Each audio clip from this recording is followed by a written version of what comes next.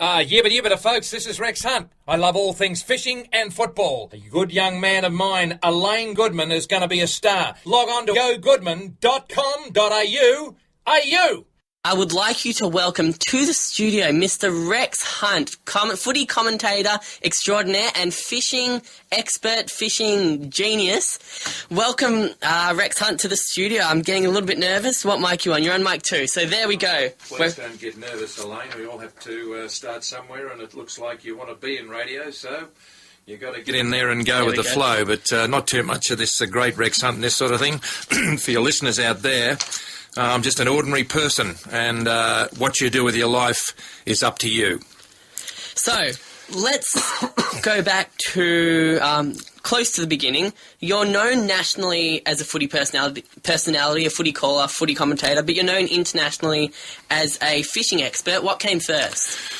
Football came first down the road here at Parkdale on the Nepean Highway, Parkers Road intersection.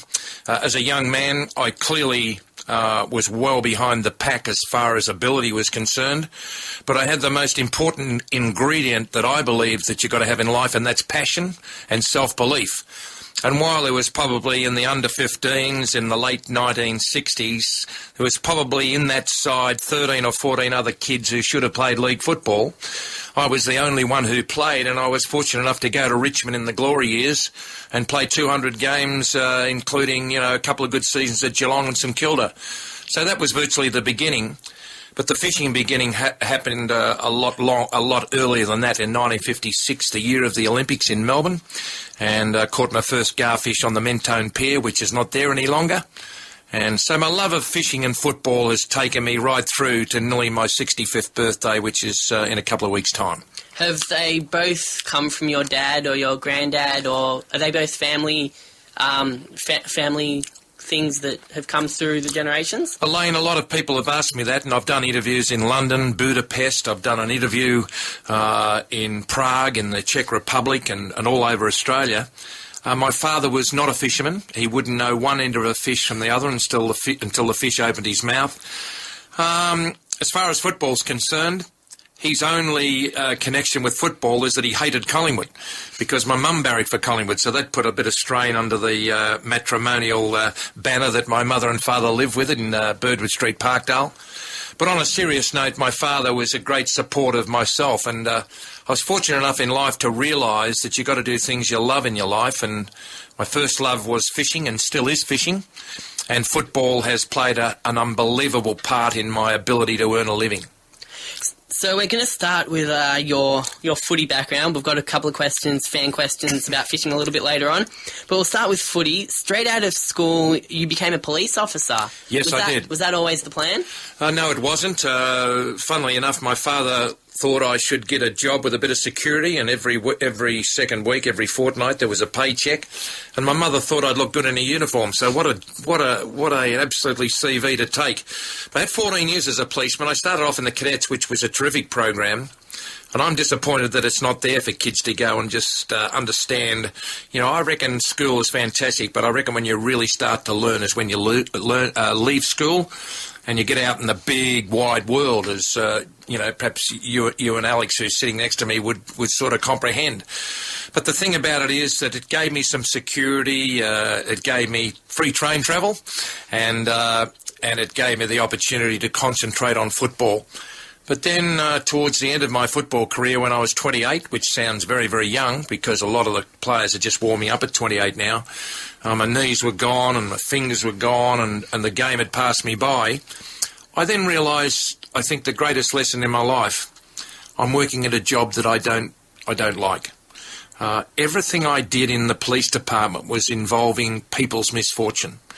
Whether it be, someone had run over a young child and you had to tell mum and dad, or you had to book your mate, or you had to go and, break up a blue in the Mordialloc Hotel or the South Melbourne Hotel. I didn't like it.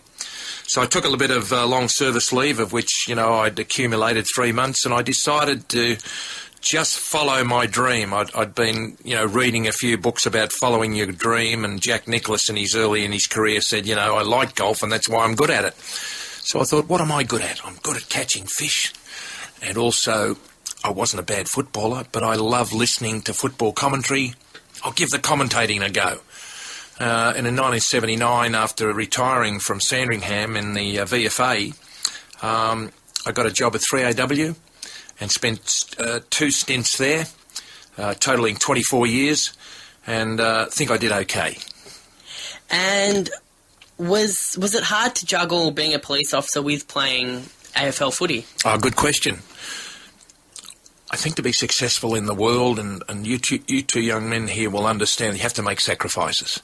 You know, your friends are out at the moment, you know, laying in the sun or with their girlfriend going to the pitches or going to the Springvale market to get some beautiful produce, but you're in here because you believe in the medium of radio. Life is full of ups and downs. Life is full of making sacrifices to get what you want. So some of the days I came off duty at 7 o'clock on a Saturday morning after working all night shift. I have 3 or 4 hours sleep and go straight to the MCG in front of 60,000 people and play a game against Collingwood or Carlton. At 11 o'clock that night, where all my teammates were having a beer or going to a dance with their girls, I was back at the police station. So I worked in with it.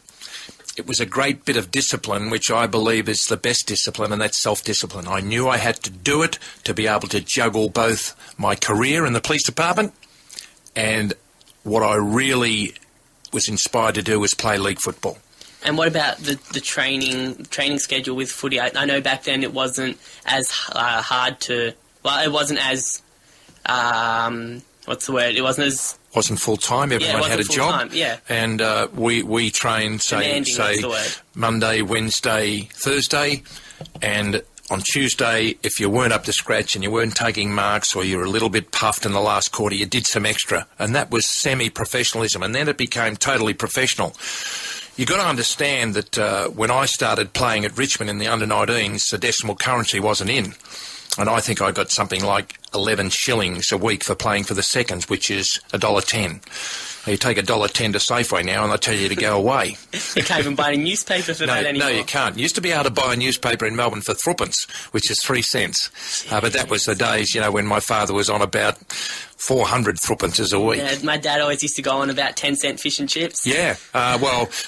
You know, for 10 cents you could get a piece of flake and a handful of chips that you couldn't finish, and they'd even wrap it up in the Herald Sun for you. So you can read the paper as well. That's exactly right.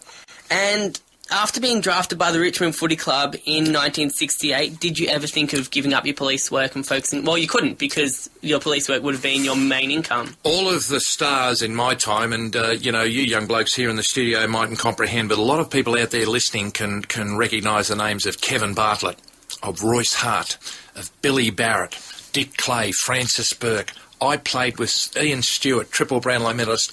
I played with some of the greatest players of all time. Even now, they're all in the Hall of Fame. Certainly not me, but I've got a few accolades. But the serious thing about my message here today is that we all had jobs. Barry Richardson, who played in 3 premierships for Richmond, is a physiotherapist and was back then. Michael Green was a solicitor. He's now a QC. Brian Rowett played for Melbourne with a good friend of mine, Stan Alves, who went to school with me. And Brian Rowett was a surgeon, and they used to call him Doc, because that's what he was, Doc Rowett. So they all had jobs. But now you see kids going at 18 years of age and their full-time job is football. When they retire at 32, they then have to decide what they're going to do. But the real smart people, and I use a couple of Geelong superstars as very good examples. Jimmy Bartell, don't call me James, and also Rock Ling, Cameron Ling. They have got into property, they have got into business management, and their business is what they do when their time is away from footy. I worry about 18 and 19-year-old kids that go and play league football, both, you know, in the AFL and the NRL, and even, you know, cricket. I worry about them not concentrating on what is after a very, very short time in their life. But the real smart guys in the AFL not only make good money playing footy, they make good money, and they realise what my father told me a long, long time again: buy some land. I said, why, Dad? He said, God's not making any more. And it was a pretty good message. I think it's Will Minson that's studying law as well. Yep. So a few of them have courses on the side, but it is pretty demanding to be a footballer today. It is. And it also, I interviewed Will on the radio, you know, a couple of years ago about his love of fishing. He's particularly fly fishing, and he likes to get up the mountains. His love of playing, particularly the clarinet. He has a love of music. and also his love of law. And he said that it really helped him to get away from the hurly-burly of what is a very demanding area, and that's AFL football. He's had a fantastic season this year, last season. And if you interviewed him, he's a good bloke. He's a real good, unaffected bloke, and I really like him. And after 6.5 years and 2 premierships with Richmond, you were forced to move to the Geelong Footy Club due to your police work. Were you happy with this move, or did it take you a little while to get used to because you were kind of forced to No, not move? really. It was a lot easier because at the time Richmond had just an excess of very good players. You know what I mean? I not sort of getting carried away, but I would have been a centre-half forward at any other league club. But because Royce Hart was there, and he's the centre-half forward of the century in the AFL team of the century, it was pretty hard for me to get a gig. When Royce was injured, I got a gig. When he wasn't injured, I was sitting on the bench. So I was getting a little bit frustrated. And a guy called Gareth Andrews, who was a real estate agent at the time, had played for Geelong for a long, long time and was training with Richmond, but then travelling to Geelong to play. And we just swapped in the old days. You couldn't comprehend what happened now, you know, because there'd be trades and money changing hands. But Gareth went to Richmond. He got my number 5 Guernsey and a 1974 Premiership medallion.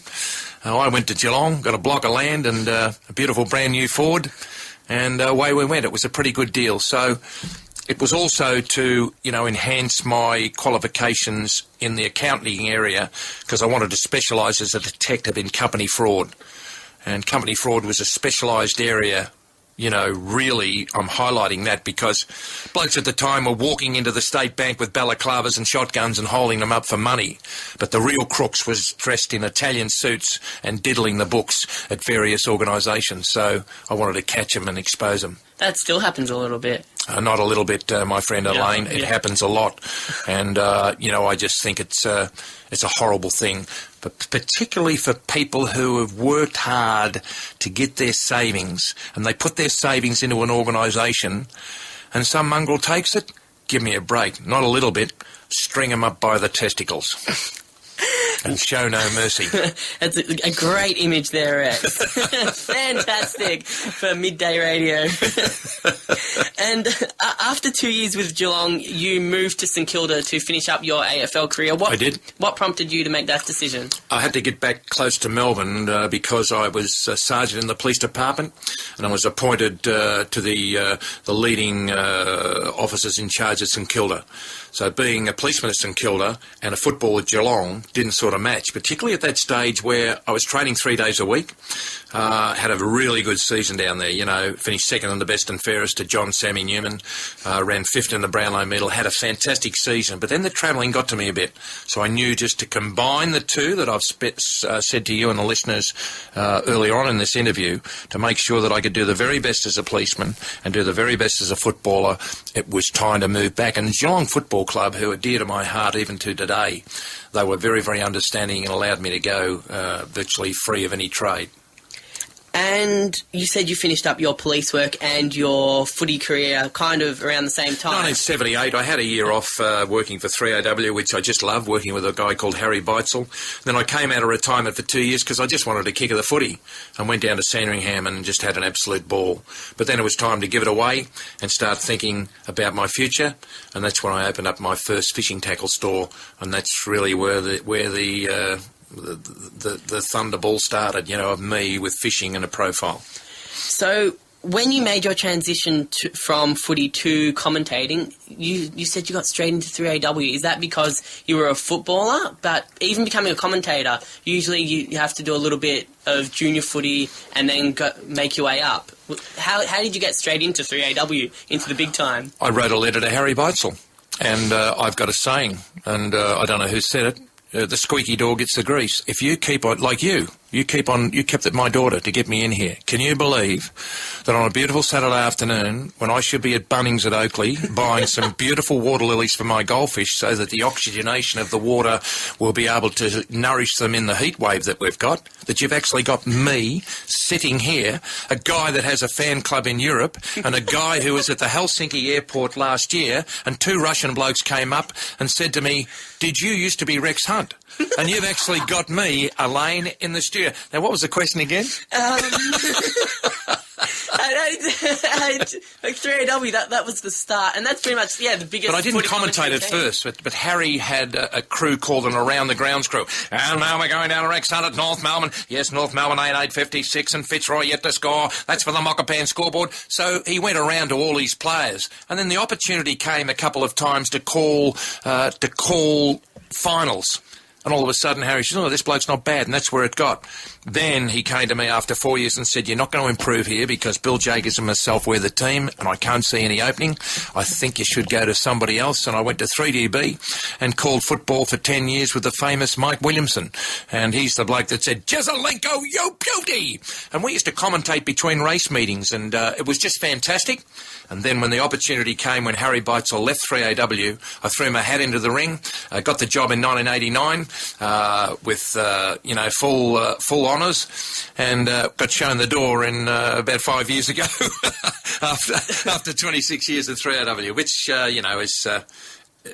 is just the way things are. And nothing lasts forever. No, you have your time, and you don't bitch and scratch and yell and get out. You just let the others take over, and away you go. Now, I've wanted to ask you this question for God knows how long. Well, ask it, Elaine. And you've probably been asked it 100 times Well, ask before. it, Elaine. Fine. Your unique commentary style, the nicknames, the fat lady, the humour, the enthusiasm, where did it all come from? I mean, it's a pretty unique style, and it's not.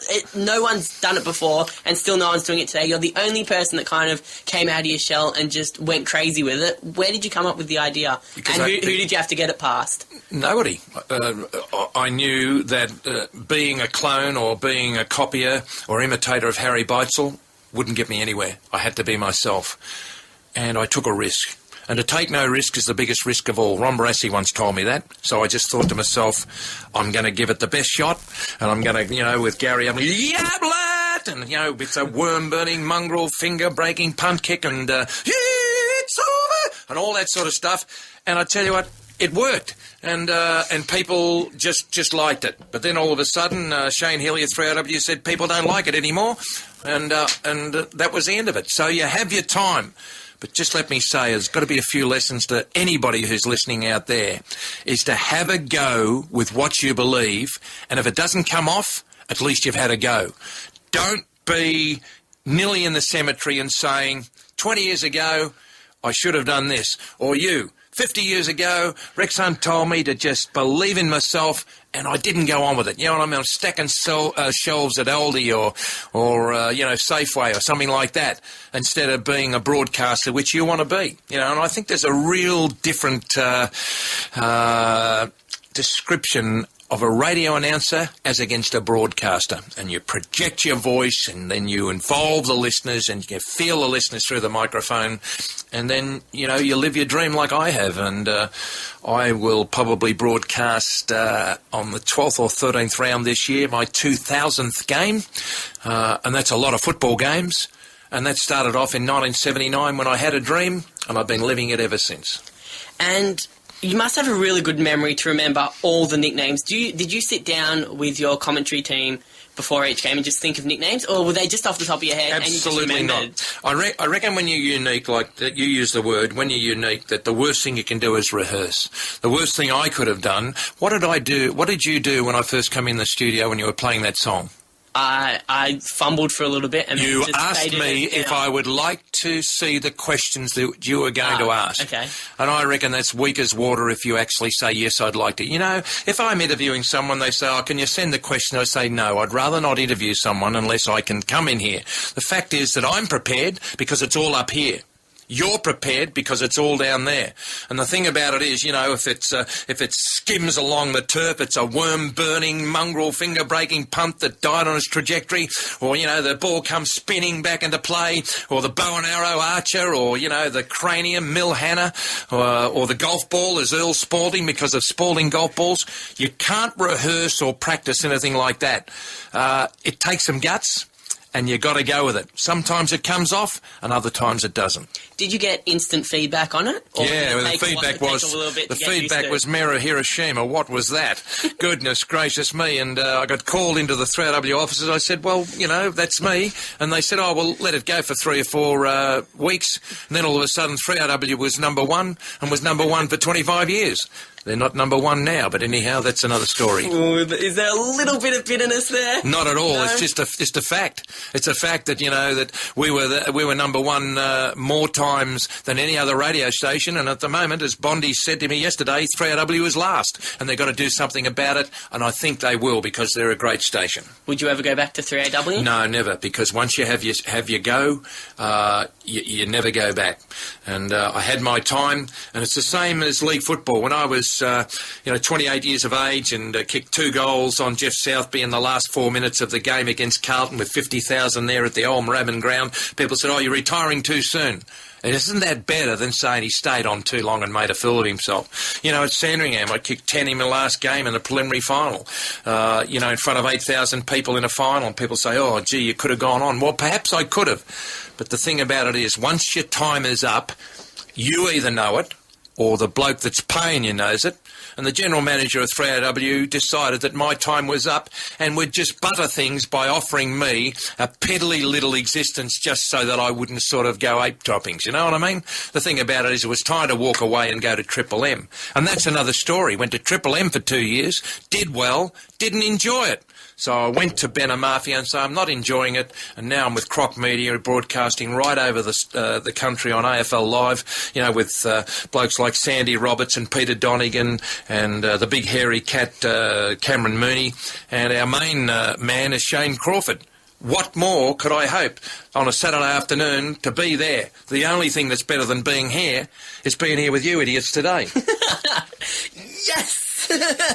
And and what is the lesson for you, Elaine? Is persistence. I think it was Calvin Coolidge, and you Google Calvin Coolidge, Alex, and his quote was, "Nothing in the world succeeds like persistence." And you've been, well, for want of a better word, you've been stalking my daughter for 20 years to get me into this studio, and you got me. I have actually been stalking you for about probably a year and a half. Yeah. I first contacted her, and my daughter said, "For God's sake, Dad, would you go and shut him up and get him off my back?" So if you ever ring my daughter or email my daughter again, I'll come up here and I'm going to throw a flathead right in your lap. Just give me an old fish slap. You see what we're doing? Alex is laughing like a fish that missed the hook. You're laughing. You see what broadcasting is about. Get rid of the notes. You don't have to say, "Good afternoon, this is Elaine and this is Southern FM and this is Wrexham," that sort of thing. What we are doing is we're having fun. And if we're having fun, the people out there are having fun. And all talk-back radio is people eavesdropping on a conversation. Now, you and I could have this conversation down the end. You're going to have a triple short black, and I'd have a half-strength skinny latte, and someone behind say, "This is interesting stuff." If it's not, and you're listening to Southern FM, turn on to the second race at Caulfield and have a look at number 4. You're getting rid of our listener. Our listener? Who is? Do we know our listener? I don't know. It's usually my dad, but he's overseas at the moment. So you're telling me that for the grand final, Andrew Demetrio rang Craig Hutchison and said AFL Live throughout Australia had over 1 million listeners listening to the grand final last year? Right, 1 million listeners to the Hawthorn Fremantle Grand Final, and Rex and Sandy Roberts and Shane Crawford were fantastic. You're telling me there is a possibility on this, is it the first day of February, yep. Alex? At 21 minutes past 1 Eastern Summer Daylight Saving Time that we might not even have a listener. I'm hoping we do. Hello? Can you hear me out there? This is Rex on Southern FM. Yibbity yibbida. Tell us you're listening. Text us in 0404 000 736, 0404 000 736 if you want to ask Rex something. He's in here for a little bit longer. I know what they'll ask me. They say, "What did you have for lunch?" Goodness gracious me. So I want to get a little bit more mellow here. I think that's the right word. No, you won't word. Get that. You won't be able to get that, so just skip that, all right? Really? You want to skip that question?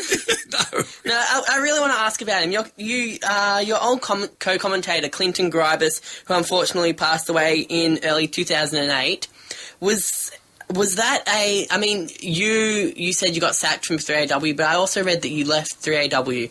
If you left 3AW, was that kind of a minor contributing factor to you leaving? The aura of the station? Not a minor one, a major one. Yeah?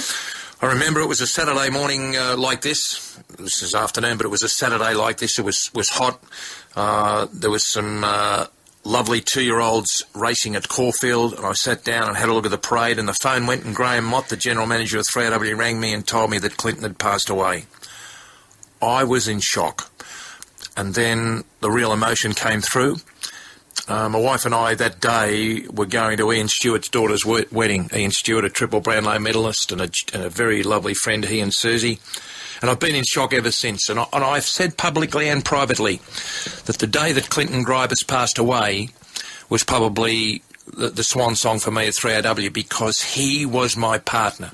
He knew, and listen to this, you two guys in radio, he knew to let the bloke who's over the top be himself and you be the straight man.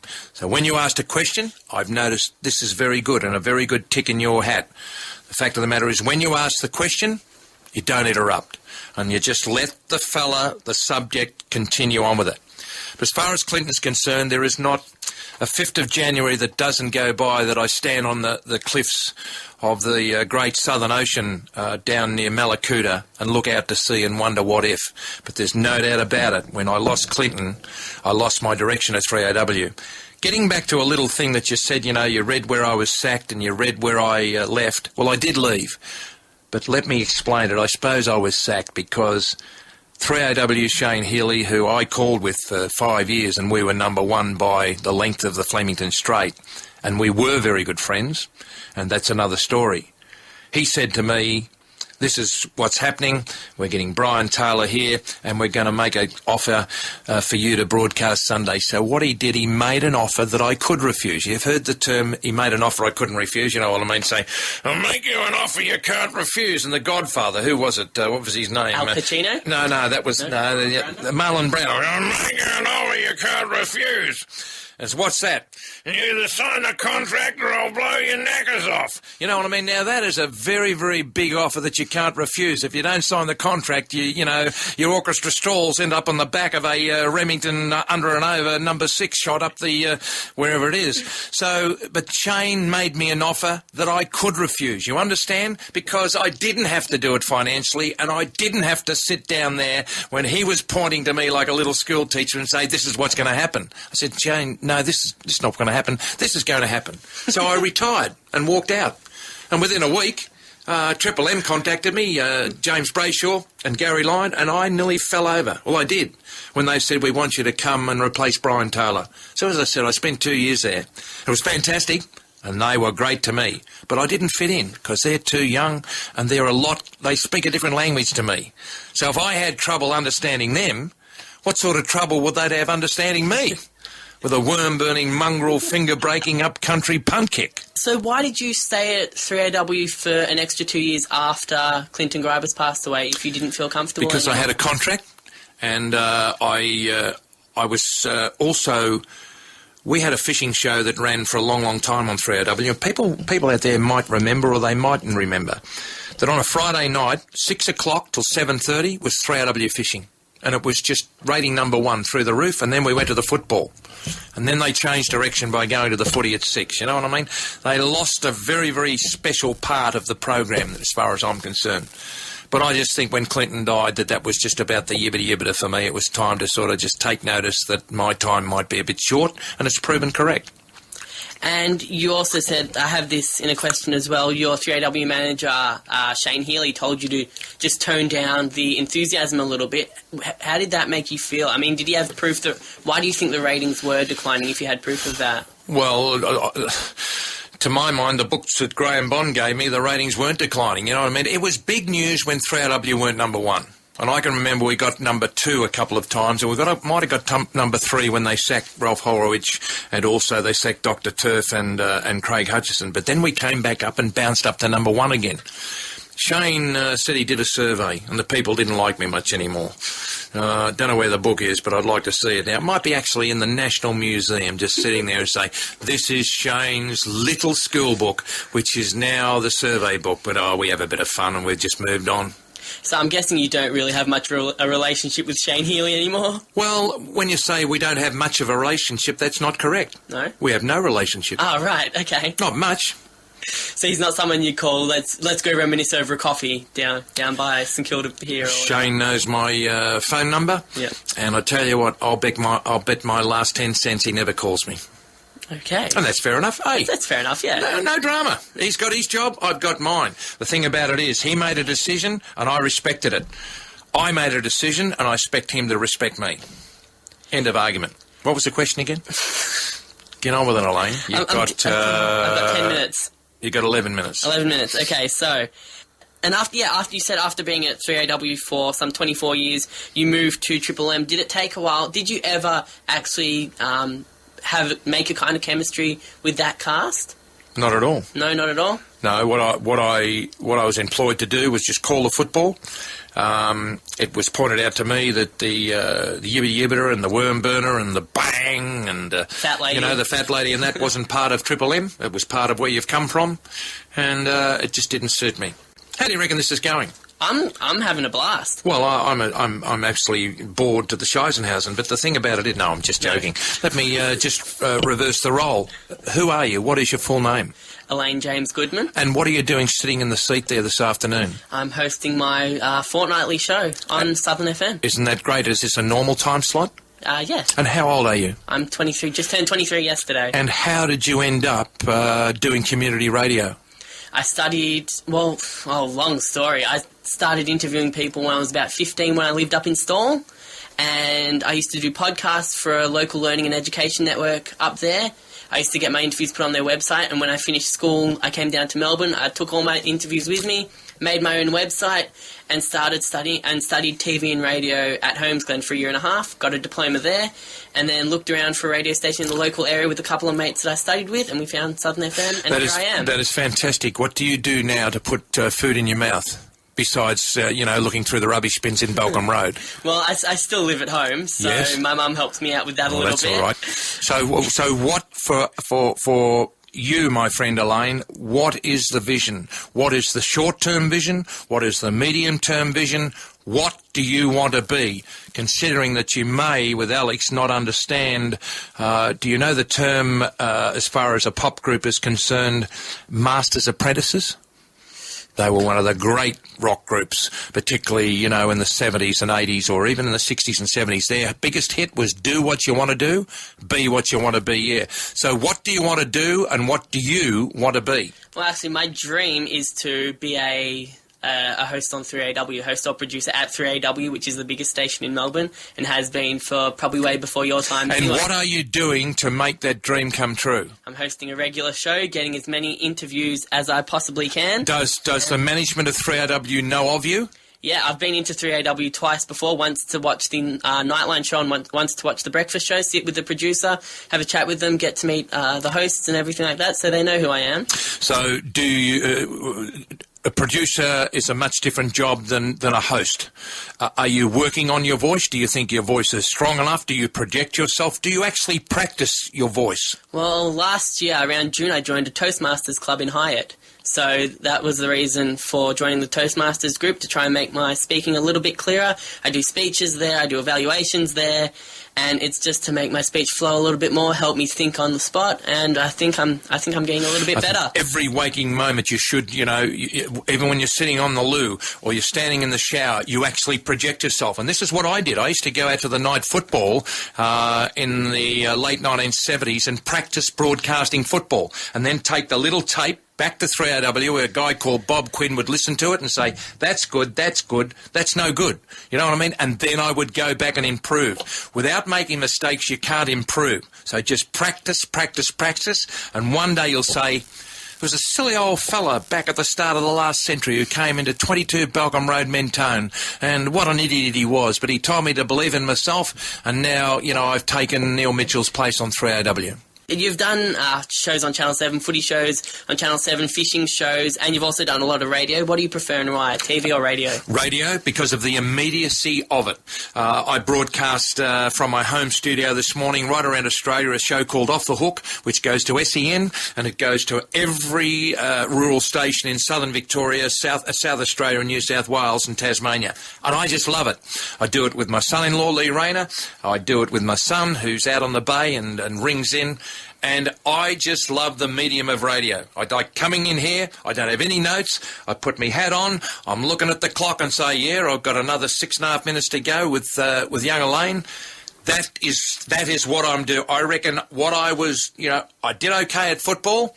I did okay at television, particularly with footy and fishing. But my go is radio, and I reckon I can do it until I take my last breath. And when I take my last breath, there'll be thousands of people out here in Balcombe Road just cheering. Be fantastic. And you said you've played 202 games of footy, and you're closing in on 2,000 games as a commentator. What are some of your highlights, either games or incidences? The 1989 grand final between Geelong and Hawthorn was one of the great days of my commentating life. Gary Ablett kicked 9 goals in a losing grand final. Dermot Brereton got a punctured lung and got up and kicked a goal. DP Domenico had a punctured lung. It was one of the great games. The most defining moment, there's a couple of them. Number one, I was on air when Princess Diana was tragically killed in that horrible smash in Paris. I was on air today that germ Martin Bryant started to just ping off innocent people on a picnic down at Port Arthur. That piece of lard, you know what I mean? And that was shocking. But the most amazing day that I've ever broadcast was a state game between South Australia and Victoria where Ted Whitten came to the MCG to 100,000 people and waved goodbye because he was going to die, and died the next week. And that, to my mind, is still the most exacting, the most poignant part of my commentary over all of these years. I've nearly been in the game 50 years playing or broadcasting, but that day that Ted Whitten, who was blinded by the scourge of cancer, with his son with his arm around his father and the tears streaming down my face and every person at the MCG, that was one of the great days of commentating and one of the saddest days. Now, I'm going to go to my last question. It's a bit of a quiz for you, and then we'll go to the listener questions, and then we'll let you go. So I've got a list of footy players and their nicknames that you've given them. I want to see if you can still remember who they are. I won't remember them because you know what? The problem is I have to ring my daughter when I get out into Balcombe Road now because I've forgotten where I live. But give it a go anyhow. Okay, the mediator. The mediator is a bloke by the name of Troy Makepeace, who played for North Melbourne. He was 173 centimetres and 71 kilos and played 41 games for the Shinboners. The vacuum cleaner. The vacuum cleaner is a bloke called Godfrey who played at Melbourne. Didn't play a lot of games, may have played 20 or 30 games, but he was the appliance and the vacuum cleaner by Godfrey, yeah. Troy, C-H-O-Y. Oh, that was a bloke called Bock who went from Adelaide up to the Gold Coast, and that was a bloke called, I don't know his first name. What's his name? Nathan Bock. Nathan Bock, yeah, full-back. Did okay, an All-Australian. 1AW. 1AW is Andrew Walker, number 1, and his initials are AW, and 1AW is number 1, Andrew Walker, played for Carlton. Not Rex. Not Rex, a bloke by the name of Josh Hunt, who played in 2 premierships for Geelong, and now will finish his career at the GWS Giants. Coles. I don't know. Danny Meyer? Danny Meyer, as in Meyer's store, as in Coles store. No, you got me there. M-E-Y-E-R. M-E-Y-E-R, but Coles, because it's pronounced Meyer, it should have been David Jones, you know what I mean, as in Meyer, but I just think that's one of the worst things I've ever done in by calling that bloke Coles. And the last one is George. You've got to give me a clue. George. Brownlow medalist? George, what year? Would have been about 2004. Who did he play for? Maybe Bulldogs. The Bulldogs, George Clooney. Of course, it's Adam Cooney, and I made Cooney into Clooney, making it George Clooney and Adam Cooney. You've done well. 6 out of 7, Rex. Thank you very much, and Elaine. We've got to let you go, so we'll go to a quick song, Rex. Thank you very much for coming in. What about the listener questions? Well, it's almost 1:40, so do you want to go to them? Yeah. Okay, fine. We'll go to them. They're from my uncle. So I saw him last night. You got Alex to actually you set these up last night. Yeah. I told everyone I'm interviewing Rex Hunt, and he said, ask him this. Is there anybody out there in 883 FM land? Hello, can you hear me? Who sang that song? It was the Bee Gees, wasn't it? Was it the New York mining disaster when no one can...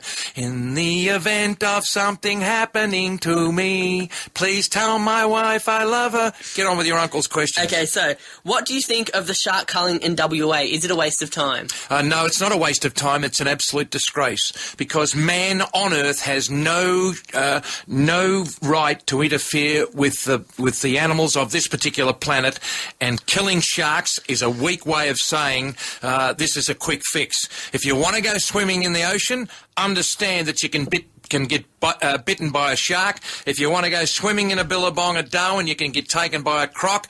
And if you want to go into King Street at night, you can get stabbed. So I tell you what, don't whinge when you get your left nut taken off by a great white over there at Scarborough.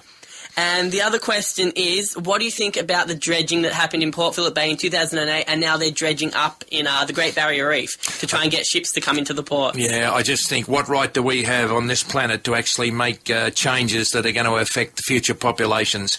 I think it could have been thought through a little bit more.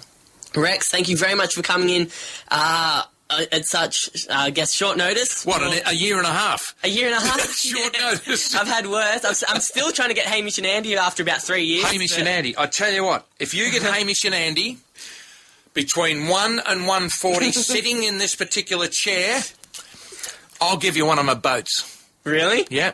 Okay, you're on. I didn't say what boat it was. I have a tiny little tugboat that I used to have in the bath down at Parkdale in 1951, and I've still got it. My granddaughter's got it, and I'll buy her a new boat, about a 60-footer, and you can have the little 3.5-inch tug. Okay, deal. So to speak. Anyway, let's go to some music. Bon Jovi, We Weren't Born to Follow, which kind of fits in with your message. Is Bon Jovi coming into the studio? No, they're just on the computer. Hey, Bon, come over here, mate. Yibbity yibbita. That's all, folks.